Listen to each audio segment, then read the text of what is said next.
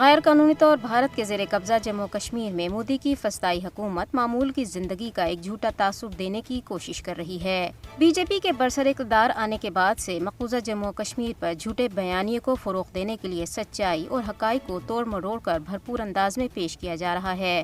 خاص طور پر 5 اگست 2019 کے یک طرفہ غیر قانونی اقدامات کو درست ثابت کرنے کے لیے مودی حکومت نے مقبوضہ علاقے میں سرمایہ کاری اور ترقی کے ایسے جھوٹے بیانیے تیار کیے ہیں جو زمینی صورتحال کے یکسر برعکس ہیں۔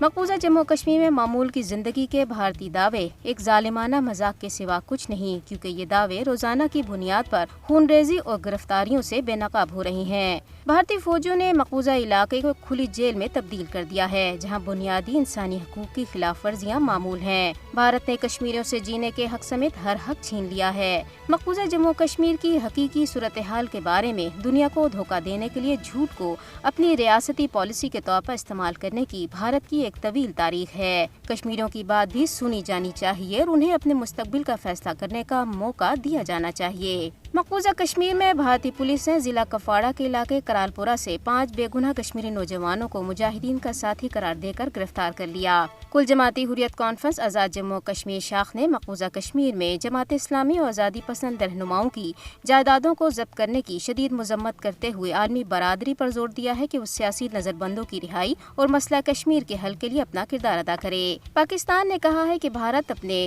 غیر قانونی زیر تسلط جموں کشمیر میں بدترین ظلم و جبر کا مرتکب اور پاکستان سمیت جنوبی ایشیا میں دہشت گرد گروپوں کا سرپرست و مالی معاون ہے۔ بھارت نے خطے میں اپنا جنگی جنون جاری رکھتے ہوئے جدید ترین ہتھیار خریدنے کے لیے 883 ارب سے زائد کی منظوری دی ہے۔